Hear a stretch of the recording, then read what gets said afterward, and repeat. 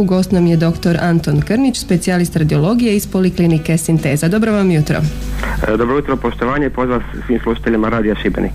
Evo, Poliklinika Sinteza ima i centar za proširene vene, o tome govorimo danas, pa evo, danas ćemo ukratko predstaviti ove 4 metode o kojima se govori u Novoj Viti, a sve te metode radite i vi u Sintezi, je li tako? Tako je.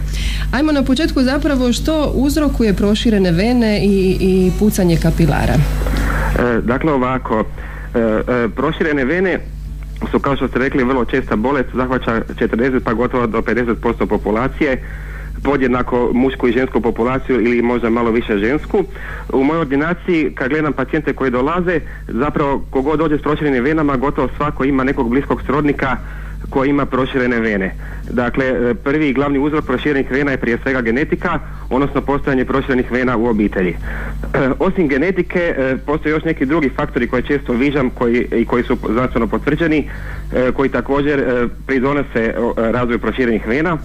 To je prije svega prekomjerna tjelesna težina, zatim recimo labavost ligamenata stopala, dakle ravna stopala, odnosno loše držanje. Onda u pitanju mogu biti i životne navike, dakle, odnosno radne navike, dakle, recimo neka zanimanja kod kojih pojedinci dugo stoje, kao što je recimo posao kirurga, posao konobara, posao stomatologa, fizičkih radnika, dakle, posao u kojima se dugo stoji ili u kojima se diže teški tjelesni teret. Osim toga, proširenim venama mogu pridonijeti recimo dugotrajno uzimanje oralnih kontraceptiva, jer je utvrđeno da oralna kontracepcija uzrokuje labavljenje stijenke vena, odnosno labavljenje venskih zalistaka koji sprečavaju razvoj proširenih vena. Isto tako dugotrajna trudnoća, odnosno brojne trudnoće također pridonose razvoju proširenih vena i to iz 2 razloga. Prvo, zbog prekomjerne tjelesne težine u trudnoći, odnosno zbog povećanog tlaka u trbuhu, a drugo, osim toga, što za vrijeme trudnoće dolazi do promjena hormonskog statusa, što opet uzrokuje labavljenje stijenke vena i uzrokuje popuštanje venskih zalistaka koji sprečavaju razvoj proširenih vena kod zdravih pojedinaca. Možemo li govoriti o prevenciji ili ublažavanju? Naravno. Dakle, mislim, kad se govorimo o genetskoj sklonosti, na to naravno ne možemo utjecati, ali možemo utjecati na ove druge spomenute faktore rizika i na taj način djelovati u smislu prevencije. Dakle, ako neko ima prekomjernu tjelesnu težinu, naravno da se savjetuje da to pokuša smanjiti.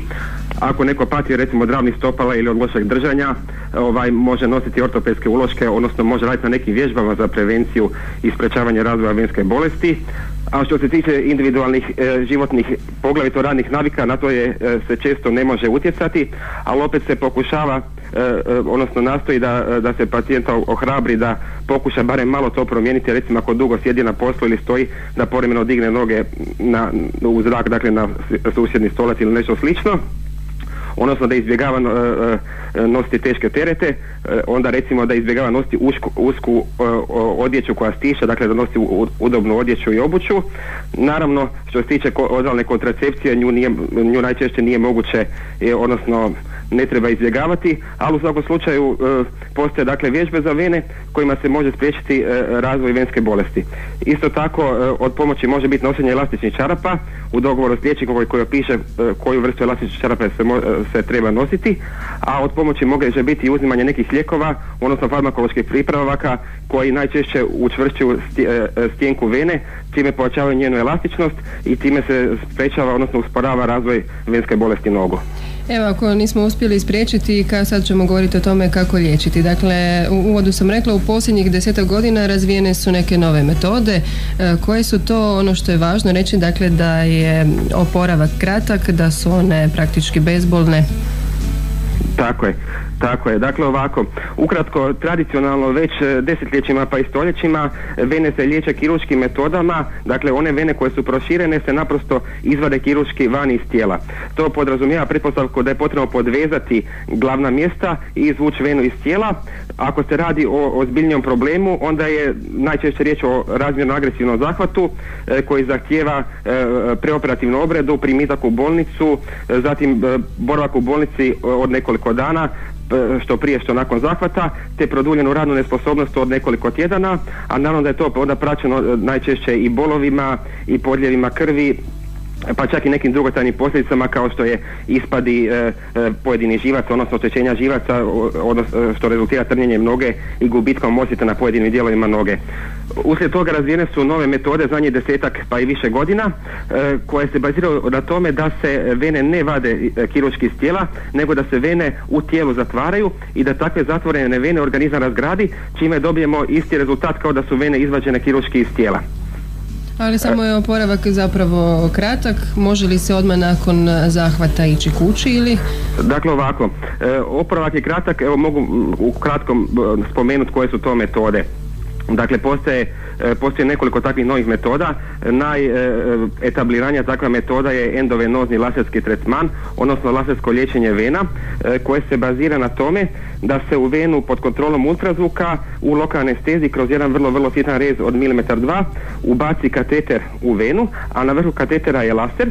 I kad se vrh katetera postavi na željeno mjesto pod kontrolom ultrazvuka, laser se uključi i on počne zagrijavati iznutra stjenku vene i vena se skvrčava i zatvara. Dakle, taj kateter se povlači duž vene prema dole i on zatvara venu poput, hajmo reći, zatvarača na hlačama.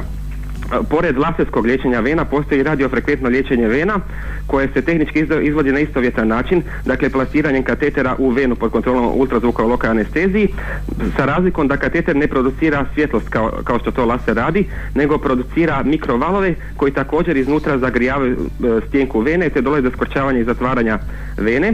A još jedna takva metoda je i sklerozacija pjenom, koja se sastoji od toga da se pod kontrolom ultrazvuka u venu štrca jedno kemijsko sredstvo pripravljeno u obliku pjene. Pjena nagriza stjenku vene iznutra kemijskim djelovanjem, te također dolazi do skvrčavanja i zatvaranja vene. U sva tri spomenuta slučaja pristup veni je zapravo kroz rez od svega 1,2 ili samo običnom iglom. Dakle, u takvom slučaju nema nikakvih ili gotovo nikakvih podljeva krvi i ožiljaka. Odmah nakon zahvata pacijent može ustati i očetati, dapače to se i potiče da radi, i sljedeći dan se preporuča recimo relaksacija i šetnje, a već nakon dva se može vratiti svakodnevnim normalnim aktivnostima uz uvjet da nosi elastičnu čarapu nakon zahvata, i to neka 3 dana bez prestanka, a nakon toga još otprilike 3 tjedna samo danju. Evo, pretpostavljam da su ove dvije metode one koje najčešće radite vi u sintezi. Tako je. Dakle, konkretno ja najčešće izvodim laserski tretman vena i sklerozaciju vena pjenom, koju još neki zovu ultrasound guided foam sclerotherapy, dakle ultrazvučno navođena sklerozacija vena pjenom, pa onda od toga izvedena skraćenica UGFS ili UGS. Dakle, najčešće izvodimo, poglavito često izvodim endovenozni laserski tretman. U zadnjih 3 godine koliko to radim sam tretirao nekih 150 pacijenata i naravno da kroz vrijeme ide i usavršavanje, tako da taj posao izvodim sve bolje i rezultati su jako dobri.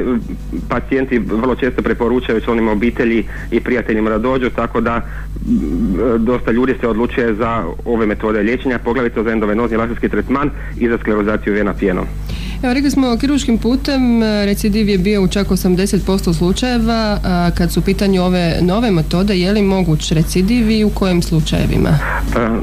Ovako, dakle, ako neko boli od proširenih vena, a kako smo rekli najčešće uzrok genetike, uzrok kao što je genetika se ne može otkloniti. Dakle, to nije genetska terapija, mi možemo otkloniti one vene koje su već proširene. Uzrok i dalje opstoji. Dakle, šta se događa kod kirurškog zahvata konkretno? Kad se vena presječe i odstrani, onaj batrljak vene koji je ostao najčešće šalje kemijske signale da je došlo do nekog poremećaja i na osnovu tih kemijskih signala organizam počne stvarati nove vene koje su također insuficijentne, dakle koje također popuštaju i dolazi do recidiva.